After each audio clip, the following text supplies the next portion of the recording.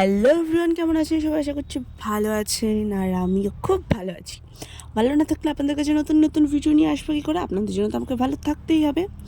তো অনেক দিন পর একটা ভিডিও শ্যুট করছি। আগের যে চ্যানেলগুলো ছিল একটাতেও ভিউজ দিচ্ছ না তোমরা, তো সেই জন্য আমি আর ওই চ্যানেলগুলোতে ভিডিও ছাড়বো না। নতুন আর একটু পেজ খুলে ফেললাম তোমাদের জন্য। তো পেজটা অবশ্যই জলদি জলদি সবাই সাবস্ক্রাইব করে নাও। আর অবশ্যই আজকের ভিডিওটা লাস্ট পর্যন্ত দেখতে হবে, খুবই একটি সুন্দর ভিডিও হতে চলেছে। তো ভিডিওর প্রথমেই আমি মাকে দর্শন করিয়ে দিলাম। তো সকালবেলায় উঠে মায়ের পুজো সেরে নিয়েছি, তোমাদেরকে দেখিয়ে দিলাম মাকে আমি কেমনভাবে পুজো করেছি। আর তারপরেই দেখতে পাচ্ছ আমি পুরো রেডি হয়ে গেছি। আর রেডি হয়েছি তো একেবারে পুরো ঘেমে চান হয়ে গেছি, কেন প্রচুর গরম ছিল আজকে। এত গরম ছিল যে পুরো ঘেমে পুরো স্নান। আর তোমরা তো নিশ্চয়ই ভাবছো যে আমি এত সেজেগুজে এত ঢং করে কোথায় যাচ্ছি। একটু তো ঢং করতেই হবে, কারণ ঢং ছাড়া বাঙালির জীবন চলে না। তো সেই জন্য পুরো সেজেগুজে ঢং করে ক্যাপ মেরে যাচ্ছে আমি এখন মন্দিরে পুজো দিতে।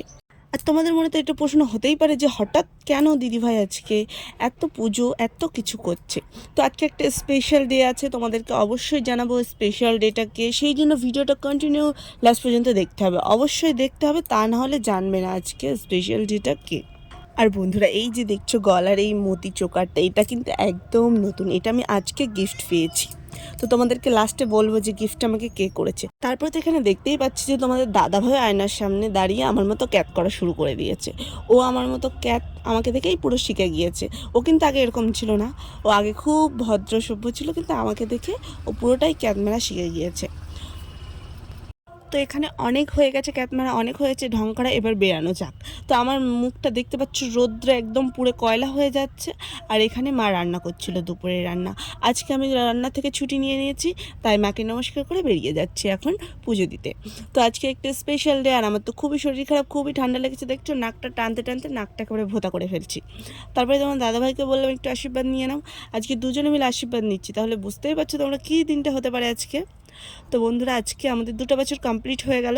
একসাথে খুনসুটি করতে করতে 2টা বছর কমপ্লিট করে ফেলেছি।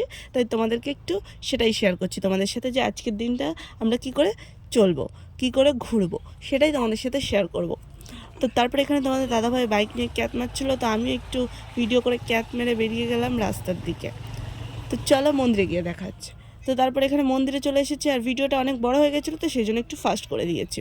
আর ফাস্ট করেই তোমাদেরকে মন্দিরটা একেবারে ঘুরিয়ে দেখে দিলাম।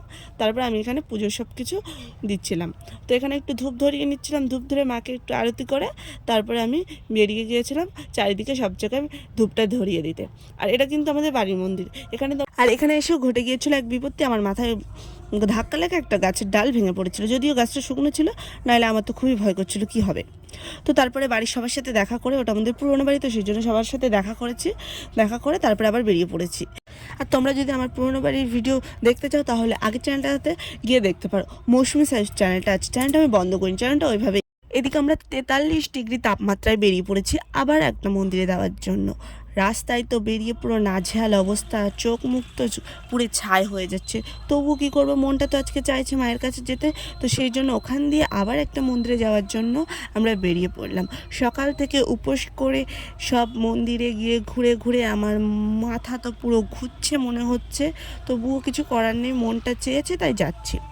তো চলো তোমাদের সাথে একেবারে মন্দিরে গিয়ে আবার দেখা হবে, চলো।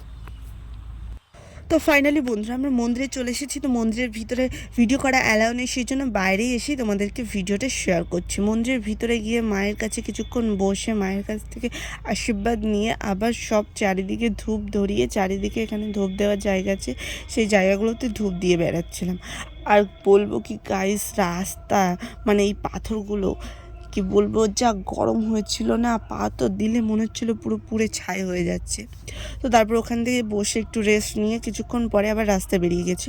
রাস্তায় বেরিয়ে এসে এবার তো খেতে হবে কিছু, কারণ পেটে তো খিদে লেগেছে, কিন্তু যেহেতু আমার খুবই শরীর খারাপ ছিল, জ্বর ছিল, সেহেতু কিচ্ছু খেতে ইচ্ছা করছিল না। তো তোমার দাদাভাইকে বললাম যে একটু ঠান্ডা কিছু খেয়ে নাও, আমার অন্য কিছু খেতে ইচ্ছা করছে না।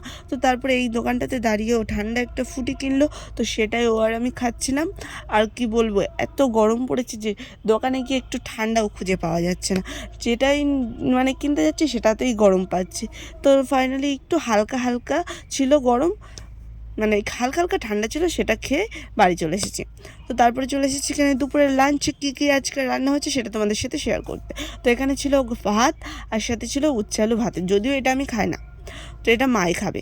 আর এদিকে ছিল এটা কি বলে, বরবটি আলু ভাজা আর পটল ভাজা। আর এখানে ছিল মাছের ডিম তেল দিয়ে ভাজা।